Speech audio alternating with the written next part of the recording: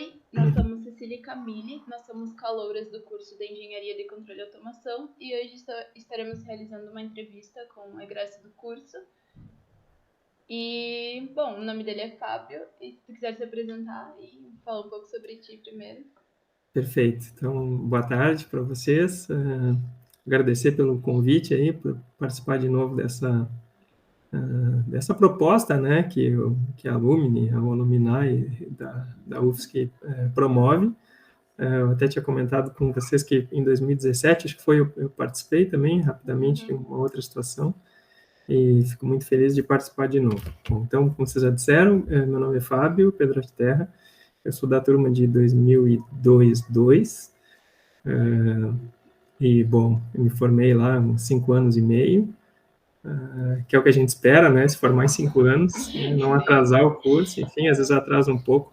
Eu, no fim, consegui passar ileso, sem reprovar, claro que algumas disciplinas foi meio raspando, mas consegui me formar sem reprovar. Eu atrasei um pouco porque eu fiz um estágio na Alemanha, né, no final do curso, e aí acabei me matriculando só na disciplina de estágio para fazer esse estágio, aí não cursei as demais e aí atrasei um semestre.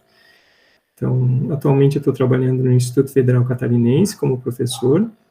Antes eu trabalhei na indústria, na parte de projetos de engenharia, bastante tempo, quase 10 anos, uns 9 anos.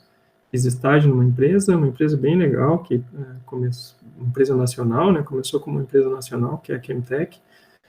Comecei no escritório de Belo Horizonte, e depois fui contratado como engenheiro, né, comecei como estagiário, fiz o projeto de fim de curso lá, na área de mineração, automação para mineração, eram projetos da Vale, que antigamente era Vale do Rio Doce, bem na época ela mudou de nome, virou apenas Vale, né, abriu capital. E aí depois fui para o Rio de Janeiro fazer projetos para a área do óleo e gás, para a Petrobras, por essa mesma empresa, pela Chemtech. Essa empresa cresceu bastante na época, ela tinha muitos projetos, ela foi inclusive comprada pela Siemens logo depois, é uma empresa do grupo Siemens hoje. Aí trabalhei um tempo em São Paulo também, na área petroquímica, aí fui para Porto Alegre, eu sou do Rio Grande do Sul, acho que uma de vocês também é, né? Eu sou do Rio Grande do Sul. Então acho que a UFSC tem bastante isso, a gente recebe gente de todo o país, né? Que é muito bom. Até na minha época não tinha o Enem, SISU, a gente tinha que ir até Floripa fazer o vestibular, e é legal que mesmo assim eu tive muitos colegas de fora, assim, de vários locais do Brasil. Acho que ainda é assim, né? Hoje vocês têm a vantagem, pelo menos não precisa ir lá fazer a prova. Ou precisa, né? Porque acho que parte do ingresso é para o vestibular, né? Sim. Eu não sei como é que está atualmente. Acho que tem algumas vagas Enem e as outras é só vestibular, ou é tudo vestibular de novo, nem sei. 10 vagas por semestre para o Enem E o restante 30 para o vestibular. Então tem que é mais garantido em fazer, né? Mas a gente entrou pelo Enem. Que legal. Pelo SISU. Não, muito bom, parabéns, tiveram uma nota boa, então. Sim. Enfim, aí rodei um pouco ali, voltei para Porto Alegre e tal, ficar mais perto da família. Aí depois acabei trocando de empresa, fui trabalhar no Nordeste, fui para bem longe. Trabalhei na obra de uma refinaria em Pernambuco.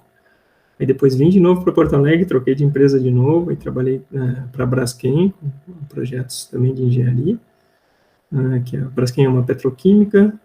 E aí já lá por 2016 comecei a querer mudar um pouco de área, e talvez fixar um pouco mais residência no local.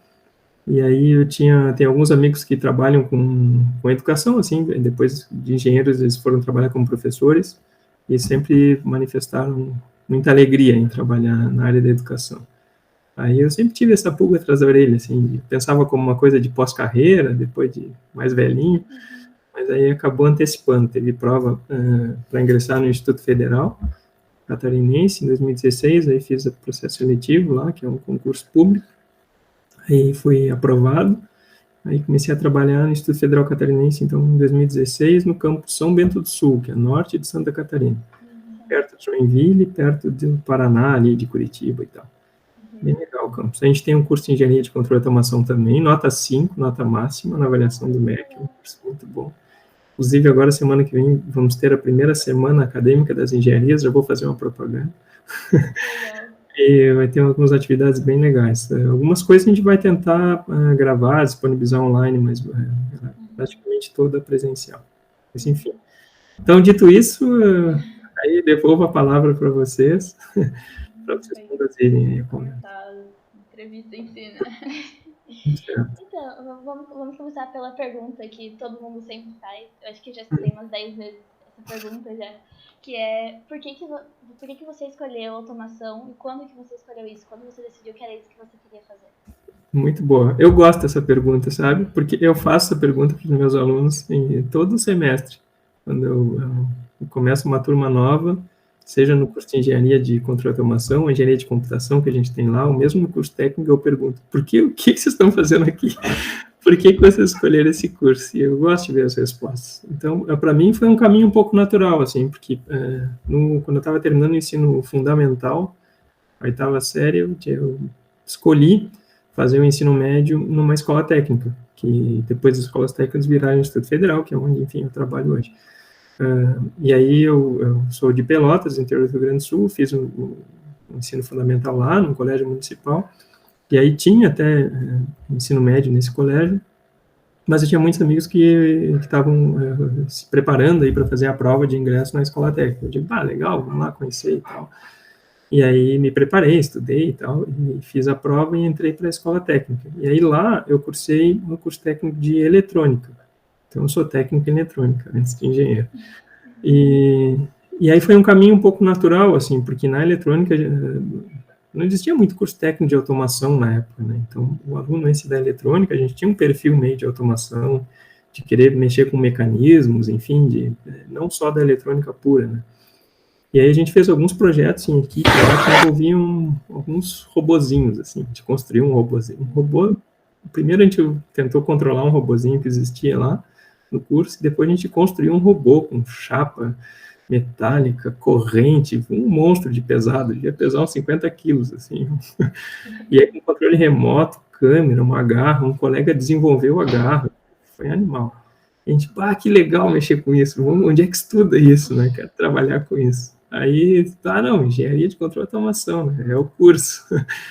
Inclusive, esses colegas que fizeram o projeto Robozinho comigo, todos a gente foi, os três, né? A gente foi para a UFSC e fez engenharia de controle e automação. E, então, foi um caminho um pouco natural. Na época, era, assim, o curso da UFSC é o primeiro do país, né? E para nós, ali no Rio Grande do Sul, era a federal mais próxima, não tinha, né? O único curso parecido que tinha, eu fiz o vestibular em 2001, né? Final de 2001 para 2002. O único curso de engenharia parecido que tinha era na PUC, em Porto Alegre, então particular, e era mecatrônica, não era engenharia de controle e automação. Aí era, não adianta, para fazer uma federal mais perto, né? E melhor, era um curso nota 5 e tal, 5 estrelas, né? Que a gente falava. Era a UFSC, né? A gente acabou, estudou bastante, conseguiu entrar e foi para o curso da UFSC. Então, para mim, foi um caminho um pouco natural, a escolha da engenharia de controle e automação, em função de ter estudado, feito curso técnico de eletrônica. Aí eu fiz estágio numa empresa, assim, numa indústria, muito automatizada também, era um estágio do curso técnico de eletrônica, e aí eu digo, que legal, tinha robô, e tinha linha de produção, assim, meu Deus, que massa, eu quero mexer com isso. Daí eu fui estudar, fui fazer a ECA. Te entendo. Tu comentaste que não tinha na época muito curso ali no Rio Grande do Sul, mas agora tem lá na UFSM, tem na FURG, eu acho que até ali na URGS tem também já. Eu confesso que eu fiquei em dúvida se eu vinha pra cá ou não. Mas aí, eu achei melhor vir pra Santa Catarina. Eu acho mais industrializado aqui, não sei. Pode ser. Floripa nem tanto, né? Floripa, a indústria do software é muito forte, mas e de tecnologia em geral, né? Mas Santa Catarina é um estado que é bem industrializado, assim. Aqui, especialmente essa região do Planalto Norte, assim, Joinville, é uma indústria metal-mecânica, assim, bem pujante, assim, bem importante para a economia nacional até, né? Então, legal estar perto aqui. Tu fizeste o curso técnico no IFSU ali de Pelotas? Isso, na época era ETFPEL, aí virou Cefet, o meu diploma é do Cefet RS. Desculpa. Pode falar. Eu fiz no IFSU da minha cidade, de Santana do Livramento, não sei se tu conhece. Ah, claro. Ah, que legal. Muito Fiz em bom. eletroeletrônica. Muito bom. Inclusive, acho que tem um amigão meu que é professor do IFSU, que ele trabalha um tempo lá, o Alessandro. Em Livramento? Ele trabalha um tempo em Livramento ali. Tem um Eu acho que professor, foi em Livramento. tem um professor que é bem famoso, que é de Pelotas, que eu acho que ele é bem famoso até lá em Pelotas, que é o Chiro, não sei se tu conhece, já ouviu falar.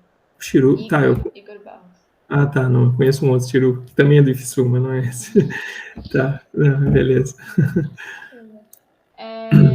A próxima pergunta é: que tipo de aluno que tu era dentro da universidade? E como que isso pode ter afetado, tipo, no mercado de trabalho depois? Sim. É difícil, né, rotular, né, um tipo, era assim, era assado, essa é uma pergunta difícil. Acho que cada um de nós é único, assim, né, mas aí às vezes, enfim, como que eu era, né? Tu era muito Eu, dedicado? não, eu acho que sim, eu era bem Faltava muita festa. Não, pelo contrário, até não tanto. Eu era bem preocupado, assim, de prova e trabalho e tal. Estava sempre um pouco preocupado, que a gente sempre tem muita coisa para fazer, né? Sim. Você não tem muita folga, né? E aí eu sempre, assim, para mim foi bem importante na faculdade eu estudar em equipe, assim, em grupo. Então tinha alguns amigos que moravam numa república, que eram amigos que também estudavam no curso, então facilitava estudar junto em casa. Outros amigos, colegas de sala que moravam perto. Então, um deles é o Evaldo, até seria legal um dia vocês com alguém conversar com ele, é um cara bem legal. Ele era muito mais organizado do que eu, assim, a gente ia estudar para a prova, ele já tinha estudado, já tinha feito a lista. E aí eu começava a estudar, ele já sabia tudo, então ele me ajudava com as dúvidas, assim, era bem legal, foi bem importante estudar com ele, assim. A gente tem alguns amigos que são assim também. Não, ele é muito atualizado. Sim, tem gente que consegue. Eu não era tão organizado assim a ponto de estar sempre em dia. Eu estava sempre meio apagando incêndio. Mas eu não ia para uma prova sem estudar, nem que virasse à noite, assim. Quantas vezes, assim, acabou o tempo, agora, meu Deus, eu estudei muito pouco, a prova é amanhã. Azar, tomava um monte de café, chimarrão, pedia esfirra lá daquele negócio. E assim a gente ia virado para a prova, assim, igual um zumbi, mas pelo menos tinha visto bem a matéria. Mas isso é ruim, né? Porque aí às vezes, enfim, aí acaba tudo. Quando tu tá na véspera, tu ainda falta uma aula do dia para estudar para outra prova, e depois aquela aula que tu faltou vai te dar mais trabalho estudar aquele assunto sozinho. Vira uma bola de neve, né? Essa é uma, se eu pudesse dar essa dica para mim, assim, e dar para vocês, tentem aproveitar a aula, né, fazer um bom uso da aula. Eu tenho colegas, assim, que eles estudavam muito pouco em casa, eles conseguiam aprender muito bem nas aulas. Daí o cara, enfim, absorvia muito bem. Eu já não tinha essa facilidade toda, eu precisava estudar de novo em casa, reler a matéria, pegar o livro, fazer resumo, fazer lista e tal. E assim, a principal dica que talvez eu poderia dar, e que eu acho que para mim foi importante, foi os primeiros cálculos ali. Eu não sei se é cálculo 1 e 2 ou A e B, né? Como é que é? 1 e 2. 1 e 2, tá. Assim, a gente teve bons professores ali no início, e eu me dediquei muito, assim, especialmente as matérias de cálculo no início, o primeiro cálculo. Né? E aí foi importante, isso me ajudou depois para frente, né? As outras... Porque é uma construção, né? Não adianta. Depois tu vai pegar em realimentado, sinais sistemas lá, se tu não souber integrar direito, enfim, tu não entender um pouco o conceito, todo o curso vai ficar difícil. Ele já não é um curso tão fácil, mas ele vai ficar muito mais difícil se tu não entender conceitos básicos. Que tu vai ter acesso a esses conceitos no início, então, às vezes não adianta só passar, assim, se arrastando sem aprender, né? É mais importante tu não ter uma nota tão boa, não ter ido tão bem na prova, mas tu ter aprendido aquele conteúdo, do que tu decorar tudo na véspera, tirar um notão e não saber o que tu tá... Uma semana depois tu não faz ideia do que é aquilo. Vai ser mais difícil ao longo do curso. E como você acha que isso influenciou depois que você saiu? É que eu acho que, assim, a gente precisa separar o mundo em caixinhas para estudar a caixinha, né? Mas fora daquela disciplina que está estudando aquela caixinha, o mundo não é caixinhas. O mundo é tudo misturado. Então, quando tu te forma e vai trabalhar, é assim.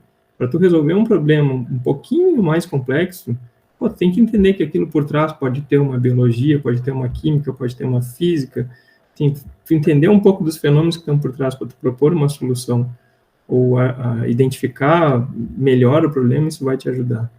Então, é o que eu sempre falo, tudo que você puder aprender, aprende, que isso vai te ajudar ao longo da vida, não é ao longo do curso. O curso é um pequeno momento da tua trajetória lá, que tu está estudando e está te preparando para depois encarar o mundo. E aí é contigo. Então, não tem mais horário de atendimento do professor e tal, e eu vou olhar no livro, cara, assim, não vai dar tempo às vezes. Então, tu tem que ter uma bagagem. Então, tu vai construir a tua, né? Então, essa é a ideia.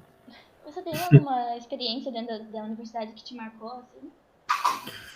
Nada pontual, assim, acho que é um conjunto de diversas vivências, né, e oportunidades. Eu acho que é isso, assim, não tem nada, assim, uma situação que me marcou, né, para a vida. Nem nas festas?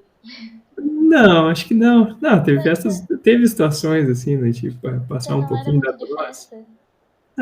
As festas no campus eu ia um pouco no Pida ali, que era o barzinho que tinha na praça, a gente tinha festa ali, as festas do Linguição. Pô, Linguição não era essa festa internacional que é hoje, né?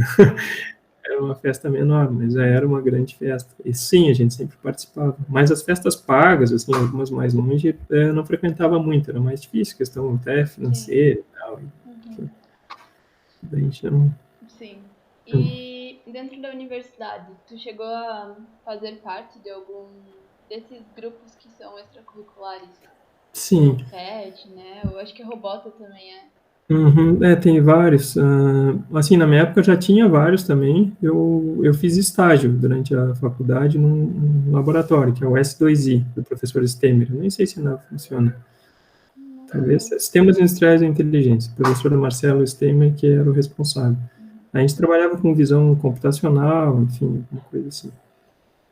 Processamento de imagem e tal. E aí eu fiz esse estágio desde o finalzinho do primeiro semestre. Fiz quase tudo ao longo de todo o curso. Então, essa foi a atividade que eu mais me dediquei. Até depois, quando eu fui para a Alemanha, eu fui num projeto em parceria, que era trabalhar com processamento de imagem lá, na Universidade Técnica de Aachen. Era assim, já era um convênio que o professor Stemer mantinha, assim, uma parceria com o pessoal de lá. Mas fora isso, assim, formalmente eu não participei de mais nada. Tinha alguns colegas de sala que participaram do CEA uma época, do CAECA, né? Aí eu frequentava lá, depois do almoço, ia lá com eles e tal, mas assim, eu não tive uma atuação efetiva e formal e tal. Linguição, assim, participava, fui assador uma vez do Linguição. Já teve linguição fim de semana agora. Esse final de semana. Um sábado. Pelo menos a gente não ficou com a linguiça. Verdade. E o pessoal aqui brinca muito que quem sabe assar carne são os gaúchos, então por isso. Sobrou, né? Tá, mas das matérias que você teve aqui, teve alguma que você achou que era relevante para o mercado de trabalho e alguma que você achou que era muito relevante? Sim. Eu acho que é um pouco do que eu comentei anteriormente, né? Eu acho que todas são relevantes para tu formar a tua base de conhecimento e a tua caixinha de ferramenta, né? Aí, vamos lá, para o mundo do trabalho.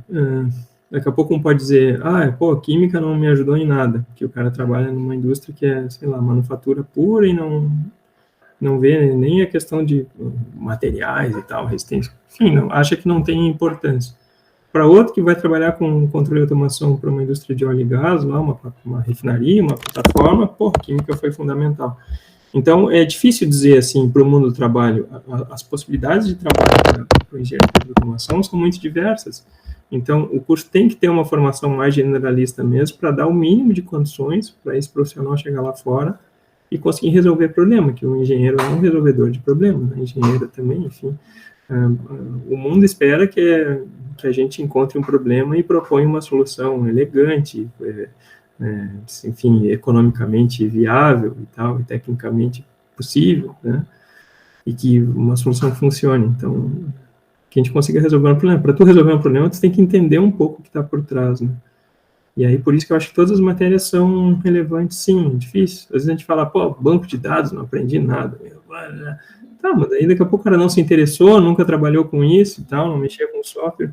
Tem muita gente que sai do curso e vai trabalhar com software, assim, muita gente trabalha bastante com programação, desenvolvendo sistemas e tal.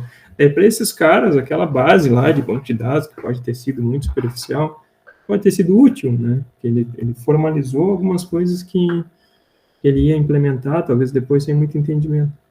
Então, acho que tudo, na verdade, a discussão no currículo de um curso é uma coisa bem complexa, assim, porque dá vontade, meu Deus, isso é importante, isso é importante, isso é importante. Daí tu vai ver o curso dura 20 anos.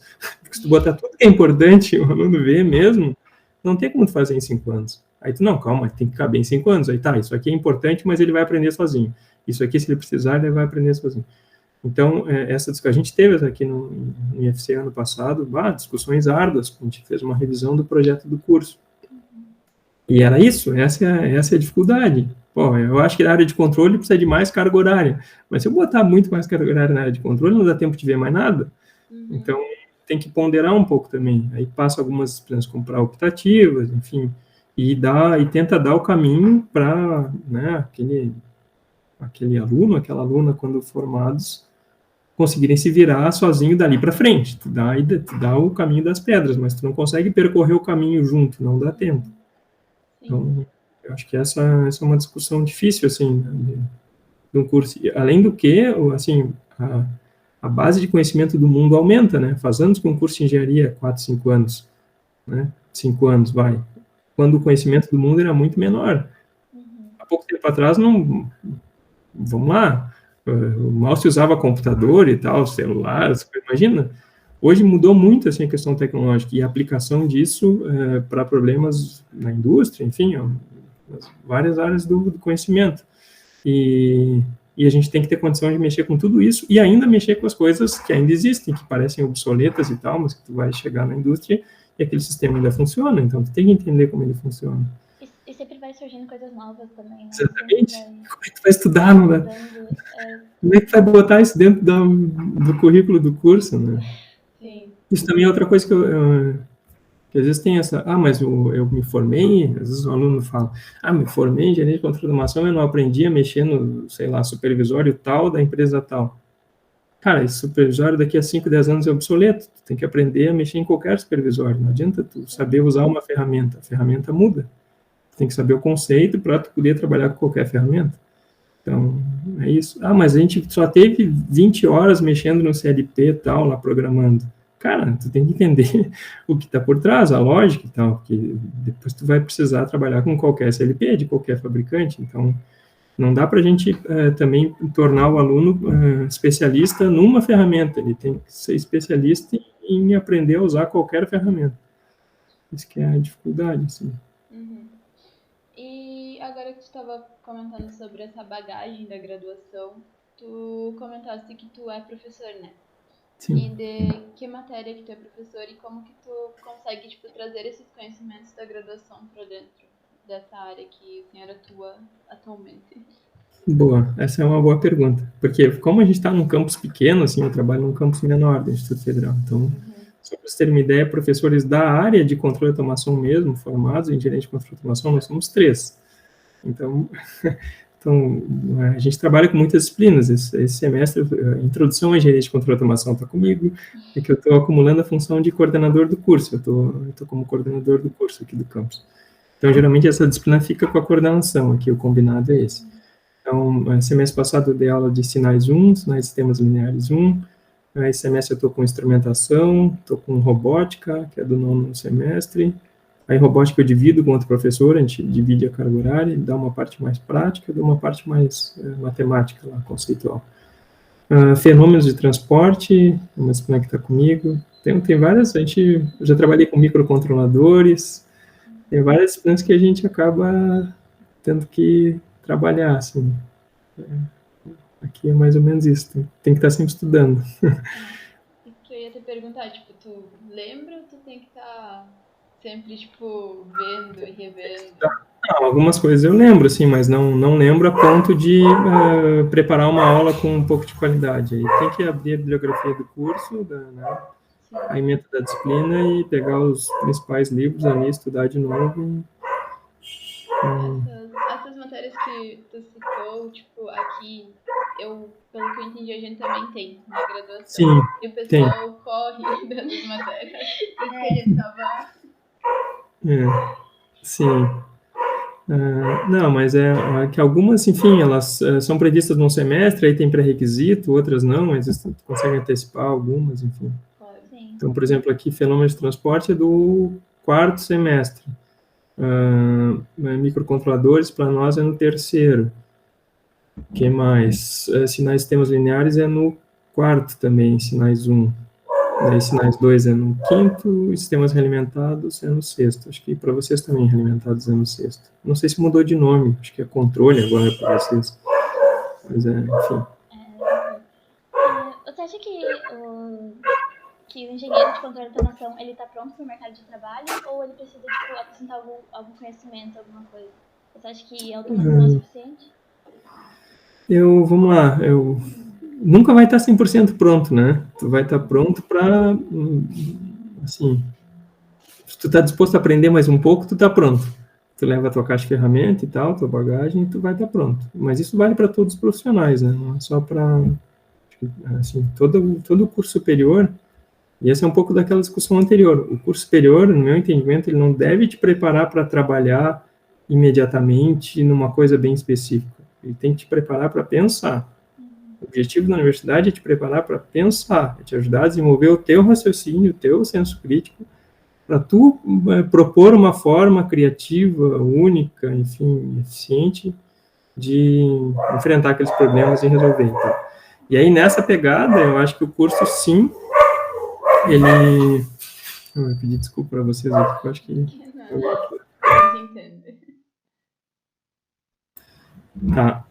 Nessa mesma pegada, eu acho que sim, o curso te prepara para o mundo do trabalho, porque ele, assim, vai resolver tanto problema difícil aí, até te formar, tanto problema difícil, e, assim, do ponto de vista de engenharia, muito mais difícil que os problemas que tu vai resolver ao longo da tua vida profissional. Mas aí tu vai estar tão calejado de tanto problema que tu resolveu, que os problemas lá fora, eles não são mais tecnicamente tão complexos. A dificuldade maior, às vezes, não é técnica lá, tu não vai resolver uma integral tripla, possivelmente, lá, em sistema de controle de uma ordem elevada, enfim, para resolver um problema da indústria e do mundo, né?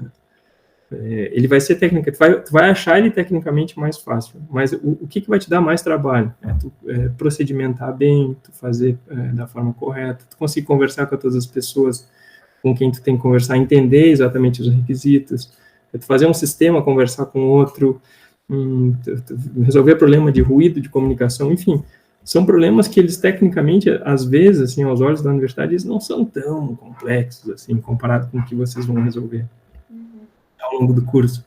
Mas resolver isso ao longo do curso vai te ajudar também a não te assustar muito quando tu chegar lá fora e te deparar com esses outros problemas. Tu vai ter que ser criativo e tal, enfim, levar tua bagagem para resolver isso. Sim. E dentro das tecnologias assim que estão surgindo atualmente, não atualmente ontem, mas tipo, nos últimos anos assim que estão surgindo dentro da engenharia de controle e automação, tu tem alguma aposta do que vai ser significativo futuramente no mercado de trabalho? É difícil falar isso assim, né? Tem muita gente que já está falando muita coisa por aí, então acho que dá para fazer um pouco de eco, assim, mas ponderar um pouco também. Eu acho que, assim, do ponto de vista de perfil profissional, tem que ser flexível, né? Tem que estar sempre aprendendo, se adaptando, enfim. Porque, como tu bem disseste, as tecnologias elas vão, enfim, mudar e tal, e cada vez mais rápido, né? E algumas são bem disruptivas, como essa questão até da inteligência artificial, tanto que é uma coisa bem antiga, mas que está tendo impacto na nossa vida bem recentemente, né?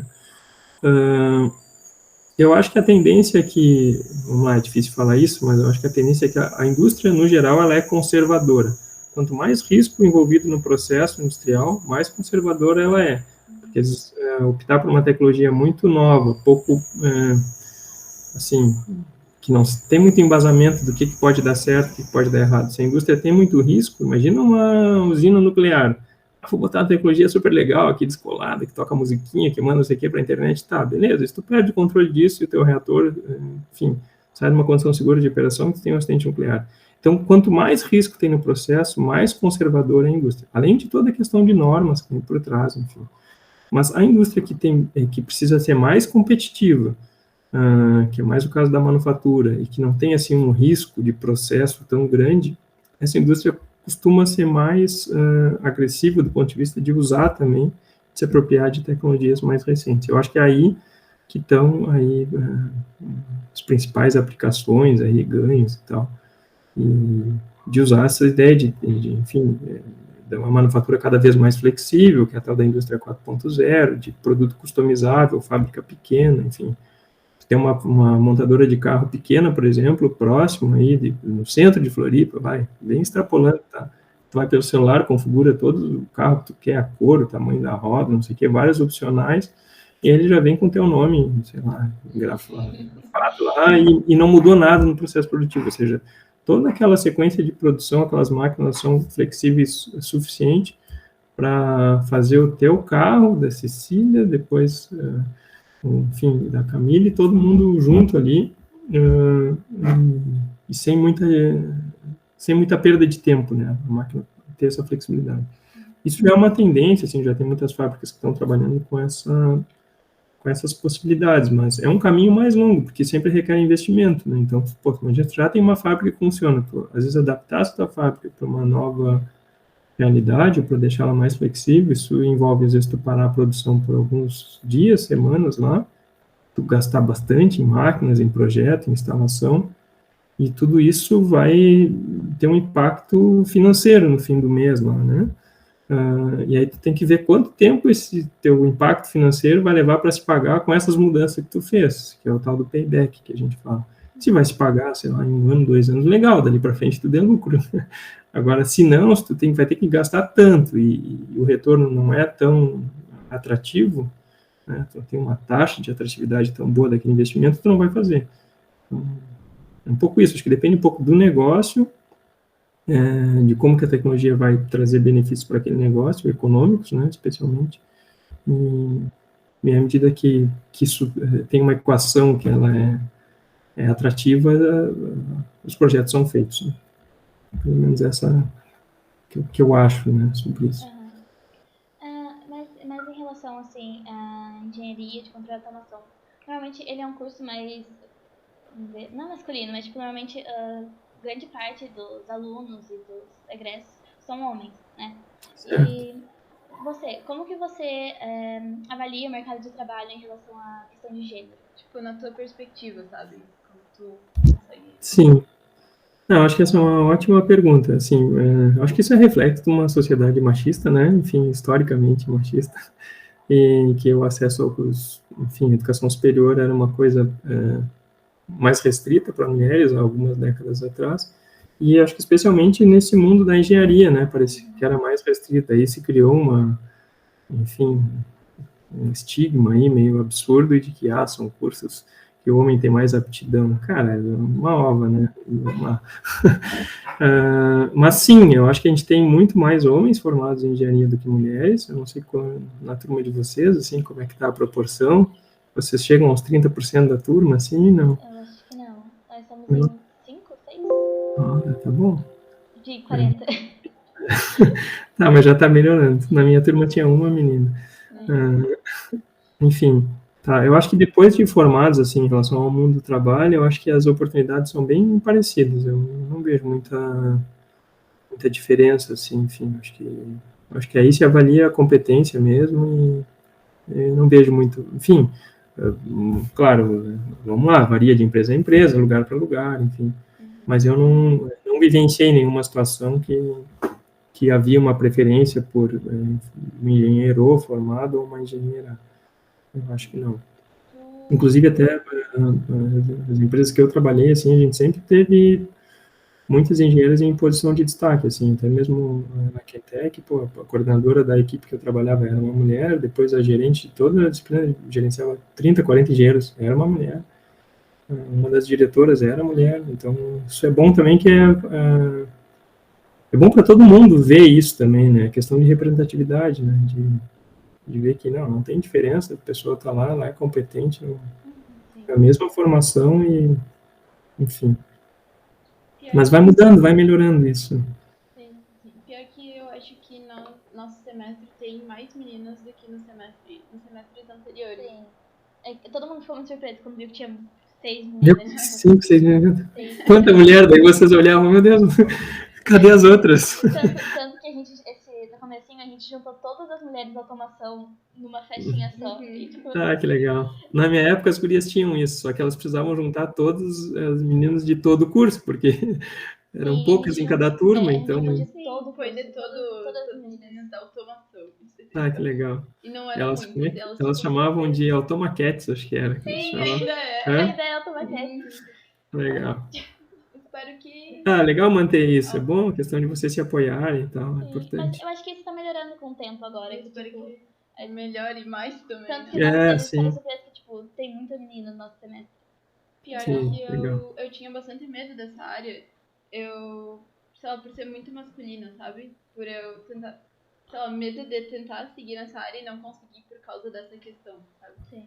Não, eu acho que não. Eu acho que esse não se preocupe com isso. Acreditem em vocês e vão adiante. Tem bastante oportunidade para todo mundo. Acho que não. E até nesse trabalho da Lumini, é tipo uma lista com vários homens e só tinham 3 mulheres. Era tipo 100, são 158. Sim, pô. Vamos ter que aumentar essa lista aí. A Sasha tá na lista? A Sasha é legal conversar com ela. Eu acho que já conversaram. Não sei. A Sasha, ela se formou na minha época. Que mais? Mas tem bastante gente que passou. E tem a Priscila também. É que eles o pessoal que tá na lista são que eles conseguem fazer contato, acho, o pessoal da Lumini. Tem outros que eu acredito que não respondem, sabe? Que não, tá. Que eles não conseguem. Depois, se vocês quiserem, me manda por e-mail quem são essas meninas, que se tiver algumas outras para sugerir, eu mando para vocês já com os contatos e vocês devolvem para eles, para outros semestres poderem conversar com elas. Obrigada. Me ajuda muito. Todas as meninas estavam querendo entrevistar mulheres, né? Tipo, até sim, claro. Essa afinidade também de comentar sobre como é a área na nossa... Sim. Mas nenhuma respondeu. Sim, mas eu acho que já conversaram com a Musa, a Musa estava na Alemanha, não sei se ainda está. A Sasha, eu acho que já conversaram também. A Priscila, eu não sei, mas tem. Eu ajudo, depois me manda e nós vamos achar pelo menos umas 5 aí. Adicionar na lista. E, bom, para finalizar, tu tem algum conselho que tu daria para os calouros do curso? Que tu gostaria de dar para os futuros calouros também? Não, eu acho que a gente acabou meio permeando todos os possíveis conselhos aí ao longo da conversa, né? Mas eu acho que é isso, acreditar no potencial de vocês aí ao longo do curso, né? Enfim, fazer bom proveito da vida na universidade, né? Não só dos conhecimentos, mas das pessoas também, enfim, fazer esses vínculos é importante, não só para fins pessoais, mas profissionais também, porque vocês vão se conhecer, né, vão se formar, daí um dia tu está trabalhando numa empresa, ou tu abriu uma empresa, tu precisa de mais alguém para te ajudar a desenvolver um projeto lá naquela área que tu entende que precisa ser alguém formado em engenharia de controle de automação. Se tu já tem essas referências, é legal, né? Liga pro colega, pô, do quanto tá, o que você tá fazendo? Vem trabalhar comigo, vamos aqui, pô, abri uma empresa, estamos fazendo tal coisa.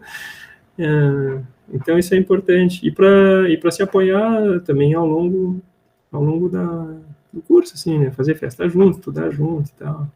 Ter os momentos aí de dedicação e de para relaxar um pouco também, aliviar a cabeça, né?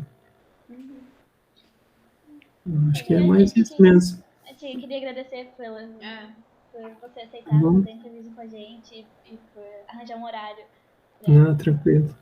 Ainda mais que o senhor é professor, deve ser bem ocupado. Não, mas tá bom, a gente dá um jeito, estamos aí para isso. As ordens, agradecer de novo aí pelo convite, continuo à disposição até ao longo do curso, se tiver alguma coisa que precisarem aí ou quiserem contar conosco, a gente está à disposição aí. Também. Bom, muito obrigado. Muito obrigado. Obrigada. Tá bem? Valeu, gurias, um abraço, sucesso no curso aí. Pra ti também. Valeu, tchau, tchau.